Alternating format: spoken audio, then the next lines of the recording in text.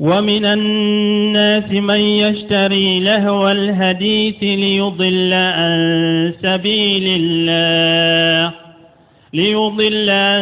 سبيل الله بغير علم ويتخذها هزوا أولئك لهم عذاب مهين. لما ذكر تعالى حال السؤداء تمام عليه مغوكنا ندوك الله لفو وهم الذين يهتدون بكتاب الله وينتفعون بسمائه. مغوكنا ندوك مغوك جمعوية مغومنون كندرا ni alaka kitabu ye Qur'an min fu ye oboke ayuba li min oboto ye ubu yere nafa ni Qur'an lameli ye fana ka Qur'an lamme ubu yere nafa ni Qur'an lameli ye fana tuma mi ala ye nunu fo ala bena mogo kunna go fo munu nyu wasado donkilu de la ani mijikiu ani gitaru ku sugula kabo Qur'an menima ala bena kuma ulu fanaka aya wurikun Allah ku Allahu najala ahsana li hadith kitaban mutasabiha masaniya تقصئر منه جلود الذين يخشون ربهم ثم تلين جلودهم وقلوبهم إلى ذكر الله. تمام على يوتنويا آية وري على يوتنا كون ني على دي كما نيمان جيغي كما من كاني كاتيمي كما بيكا ني على دي وجيغي كتابا من نين قرآن كتابو متسابها مشانيا قرآن أكا كيرو بوري نو na ya kisa do fo yam fa ba nyuna fo da be kisa do yam fa ni mbole no masania na be sage ko wula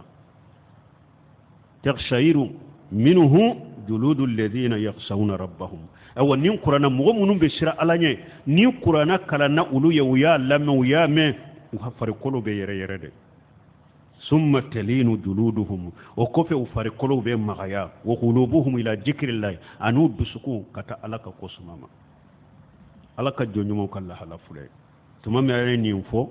ewa ala bina mo kunna gowla halafu wa minan nas man alakum mo do fana be mo wala yestari laha wal hadis alebe kuma ude sugantiya kuma munumbe hada maden sugula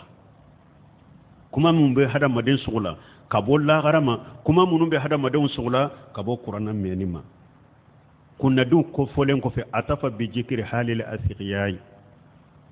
ala nana kunna go anana uluka kofo tuku ola alladhina aradun anil intifa'i bisama'i kalamillah mugo munun u yere mabo ku yere nafani qur'ana lamene mugo munun u yere mabo ola waqbalu ala istima'il majamir wal qina'i bil alhan uyu nyeshimunna ngoni lameli gitaru lameli donkilu lameli wa alati tarab ani foli fion ulu gosinu lamele uyu yere sugulani ode kama qala adadun min ahli ilmi fi qawlihi ta'ala kumi mugo chaman ya fo doni ke bawla alaka kumala o minan nas man yastari Allah wal hadith li yudilla an sabilillah huwa al qinaa doni ke baga chaman ko ne ayal la nyine munye ko donkili da ani donkili lame konni ayal la nyine ode Abdullah ibn Mas'ud de la ni ayat tawsira kalina sinya saba ko ala kambe donkili de maya donkili lame munu be donkili lame pour ka mo filimbalmo walmo sanan katemeni yerola mo de sorola anka wagatu kono ubu dambi kata silamiya mani silamiya karamoya ni silamiya wajuli ube ferew de tige ka dabalu tige ka kuma de fo kube daga chogo nyini donkilu fana ni gitaru fana ni ngoni fana la ani don kube nunu fana la daga ku farajina dina kambalimo so sila bunte mi akom majahabin nani be bennembe donkili minaw ka ewat foli feun fo ka donkili ke akodoni ke bagaw majahabin nani be bennembe o haramu yalika ngoma nyon so la majabiti ko boloro majabi nani be bennem baka minye foli feunde gitari ngoni fulew kulu goshi ibe donkele da ube bennem baka ko ye haramude kote be silamiya sariyala ibn rajaba ako doni ke bagaw ye nyogon soso donkili minna e yere kan shenfulu ka donkili dani kanye foli fentino fe ako doni ke bagaw do ka nyogon soso yere nana ninde haramuna haramu baliyala ako min ka foli fen faralle donkili ka ako doni ke baga shima nyogon soso haramu yalila foli fen foli ka donkili da doni ke baga shima nyogon soso o haramu yalila balimo soso lite ko munu haramu yalila de jamana karamogo do be sigi jamana de kono ko kala lendoro karamogo do obo o ko sugu de ladaga mogo be togere fo la fana ka kulo la fana ku kala lendo fana ka soro doni ke baga manyogon soso munu haramu yalla o jamana sugu be tami ni jamana min ka doni ke baga u kera nununde doni ke baga be benembe min ka haramu ni be sigi ko ladaga na daye tegere be fo ala kulo be ke ala ni o ye jamana munun ka karamogo baw ye ni mogo be giri o nofe o jamana jama to cogo don bo la halado ni ala yerete wambalmo donkili ye haramu de donkili minaw ye haramu de wodi ato cheikh salih fawjan ko hari munun be silama radio dolo ko al anasidi al islamiyya ako anasidi islamiyya te islamiyya ka donkili te ako ni mogo min ko mogo ma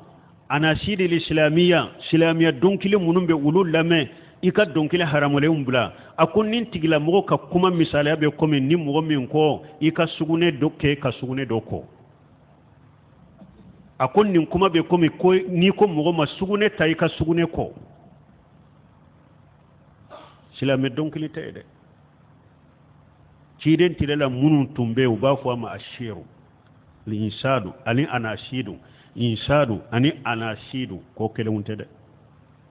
insadu shir kiden tilela wode tumbe i kelende bi ka baytu fo ba fo nimbali insadu fawjanu yu bo nyogo nade ako insadu ani anashidu ko kele wuntede insadu kiden tile munun tumbe kelende bi ka baytu fo ibe tamala ibe kungo konona ibe baytu do dile kelembe ka baytu fo pour ka sirat tigele no yaye ube hasana nunun tumbe baytu munun dila ka kafiru lagoshi ka kafira lagoshi uba fo ma insadu me anashidu jama de bo fo nyogon fe jama ko kanja ka donkili aba kaunta nyogon fe abu bila nyogon fe ode to ko anashidu ninte islamiya kono ko kurawde nunu nye nuyu do akono nunun ta kono nunu nye donkilu de awa donkili haramu de donkili ibn qayyim al-jawzi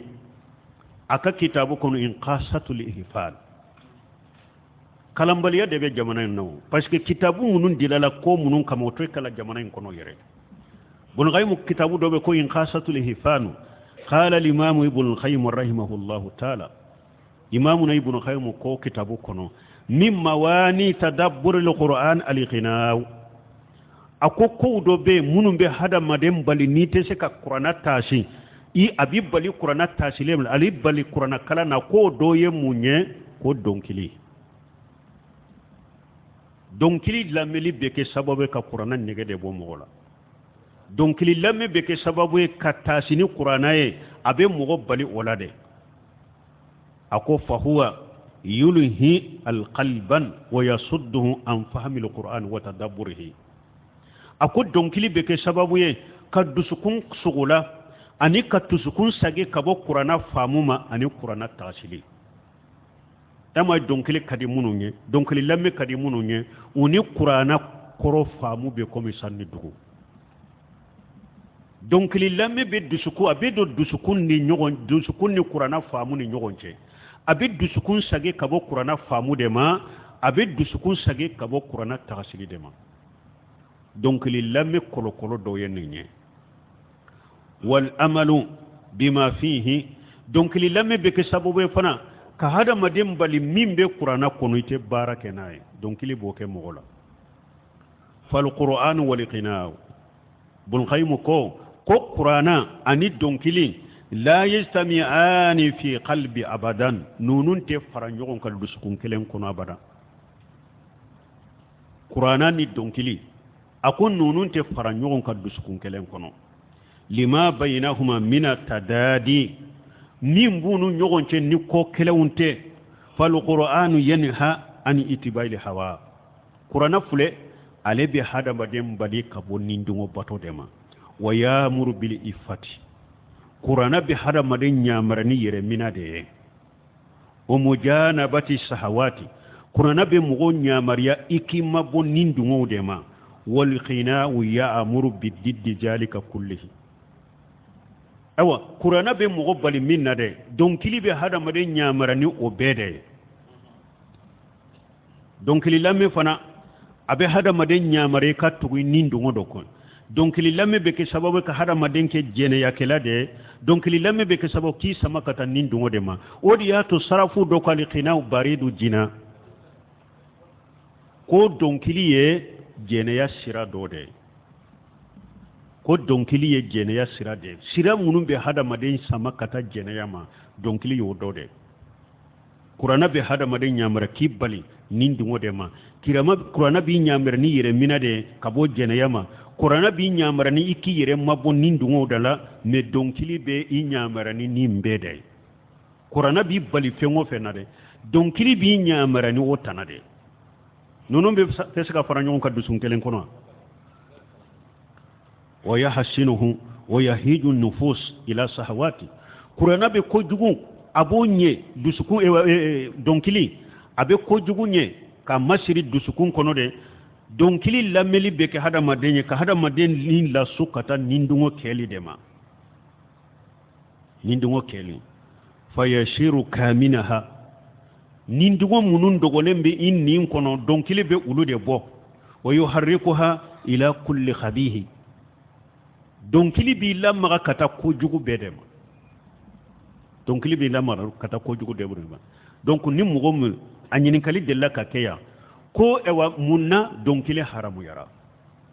ni ba fe ka hikima don hikima min nyato ala ye donkile haramu ya hikima min nyato silamiya donkile haramu ya foli feun donkili nofe ewa hikima min nyato ni donke ba be benna ka ko haramu ya lendo a hikima do foli ni bunu khaymu ya fawiye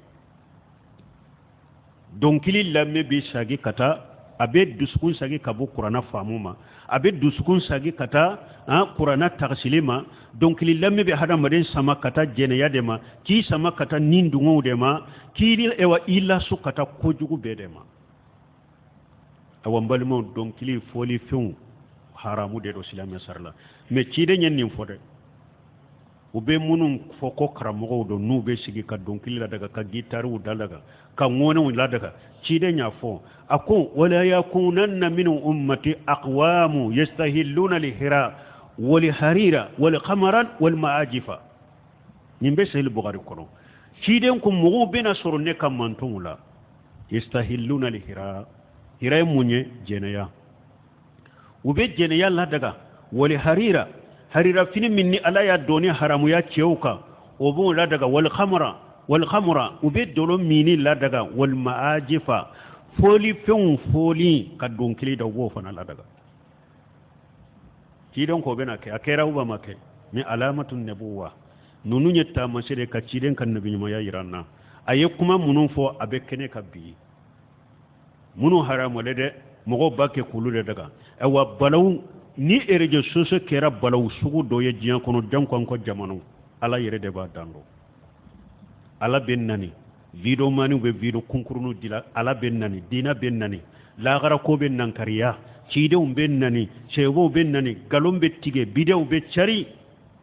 ode yato hada madenki itilo iyere koloshi ni femunum be chari erje soso ka minte ala tay ciden tati ala famu sarafu sale itilo tanga kabu lamele made fo abija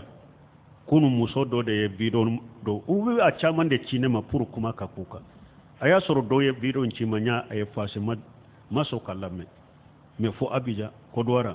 do ye bidon cinne yalla me mumbe fo ka musomani do jo ani cedo aba fo ko meshi ewa be chogodi o ko meshi te salli ko ay meshi te qur'ana kono yere meshi te qur'ana kono yere foite meshi la meshi te qur'ana kono yere meshi mana ciden tilela meshi be salli foy tala ika meshi do awa muso ye nin cima ko depuis ale koni ya yere do abe min mo karamogo la ko meshi ye haramu ye ko min fule ka fo ko foy te meshi te ko min fu ye ne ma fa kana no lamia ko nun do wute silamaw yere kafiru de do o be nin bido sugu dila ka silamaw nyagambe ko ka dina ciyaw bolo hari ni min ni silama do ni silama to bala kafiru ye mogo do de sara nin bido dilali kama mogo ko do kafiru ye mogo do de sara nin bido sugu dilali kama ka silamiya ciya mogo bolo me yomal khama do yen nafulu min minala nafulu nake sababu ye ku jani jahannaba kono ye Abdullah ibn Mas'ud dondola ko muso doma ako lana Allahu alwashilatu wal mutawassila ko alaye mogo min be ewa kunsigi were ka asori kunna ko eba nyini min fe ko kana sori kunna e dangalendo min be na sori kunna dangalendo ako munante mogo danga alay mogo min danga ciideñe mogo min danga tigi ka dangali be qur'ana kono fana muso en togode ko ummu yaqub ko abdullah ibn mas'ud ma ko ika kuma fota janto ala de e ko mesi haramu ya lembe qur'ana kono ni qur'ana ta kufa ku ka be dursi ka kala nema ya kono abdullah ibn mas'ud ko ma wa in kunti qara'itihi faqad wajaritihi akunna ya surya qur'ana koni kala mesi haramu yari ya soro qur'ana kono be aha ko cogode abdullah ibn mas'ud ko ma kalaba wa ma atakum rasulu faquduhu wa ma nahakum an fantahu shirenye mindi awma sariya la ya mina aya bal min aya toy akoy manni aya kala akonni aya be awa ko mesi haramu yari bo yorode la hadisa na sahara de nu ko ciden de kote nu yu nyinen ka be qur'ana kono wa ko abe qur'ana kono وما أتاكم رسول فخذوه وما نهاكم عنه فانتهوا أو بودي فو جيتاري كوتي قرانا كونو يري وموني كبارياتي قرانا كونو بلاني كبارياتي قرانا كونو وما أتاكم رسول فخذوه وما نهاكم عنه فانتهوا أني التفسير لا مين يفولي فيهم حرام يلي دونكلي حرام يري أفليا تفسير كلاو ندوني كباغو چاما فانچاما يني آية كروكي دونكلي دي ليدل عن سبيل الله pour que mogo dobe ube donkili de suganti donkili lamme ani donkili kele ube ulule suganti yereye munum bu sugula kabo ala koma li dulla an sabilillah kamo wa qala akharuna alqina'u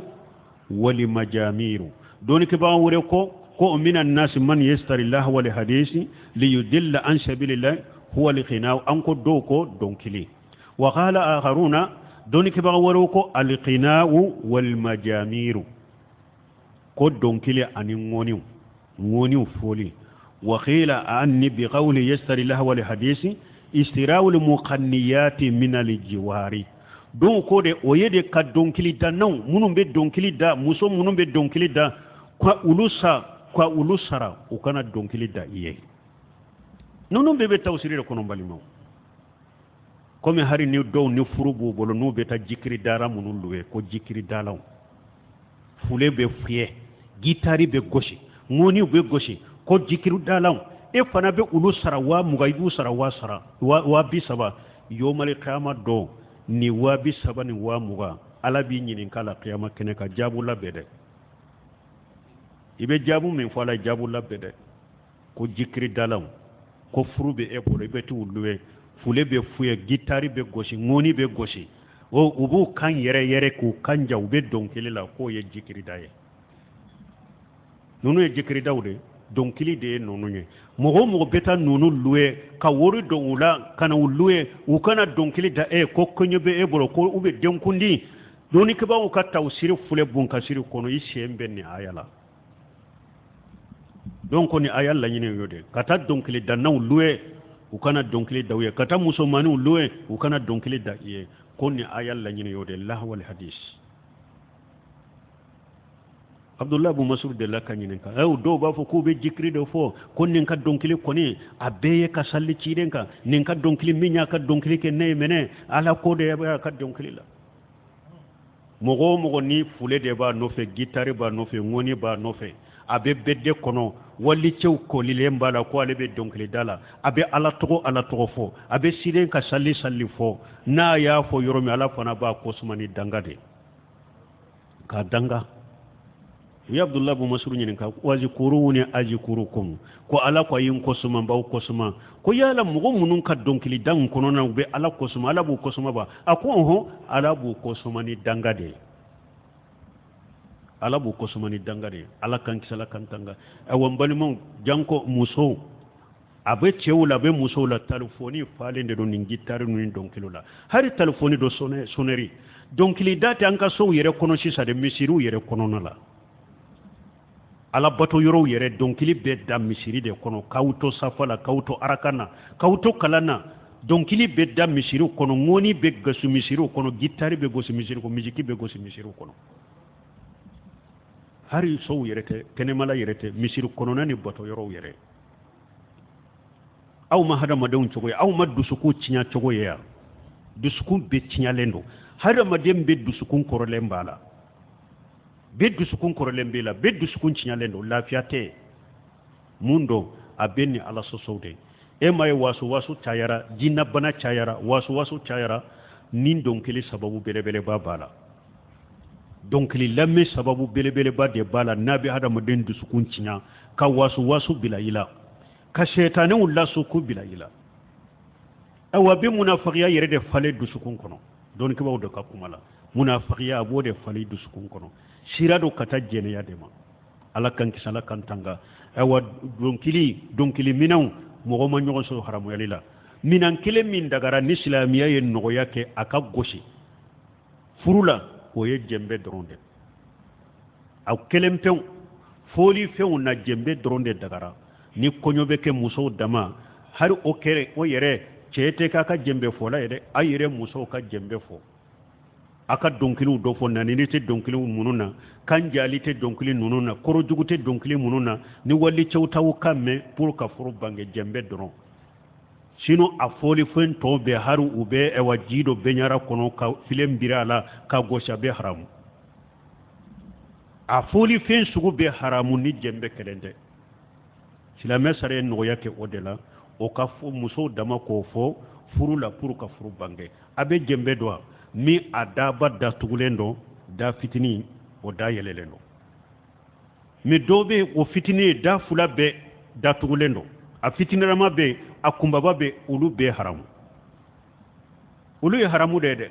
o foli ye haramu gosili ye haramu akera konyo akera denkuna be haramu jembe doronde dagara muso dama kafo sino atobe donkili mina be haramu silamiya sariyala ewa doni ke ba ma nyogon soso haramu lela fana de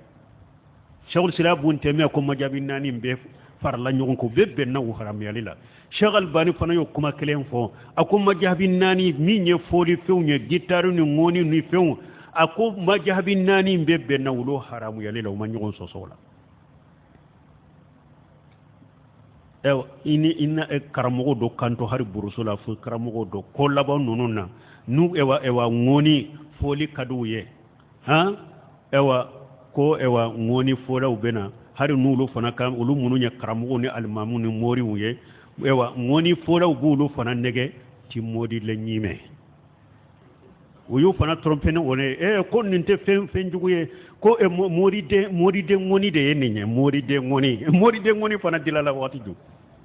ti modi de nyime uda kun ka trompeti kenga majlisi gume nyime ta kunte kandi inari gambarin ti makandi ti modi le nyime haramu ti shariat islam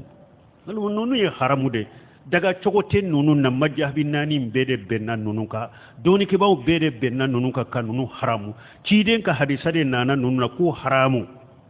daga cogoto la fo ni nindingo fo yinindungo ke aha ha aw subhanakallahumma rabbuna bihamdika ashhadu an la ilaha illa anta astaghfiruka wa atubu ilayk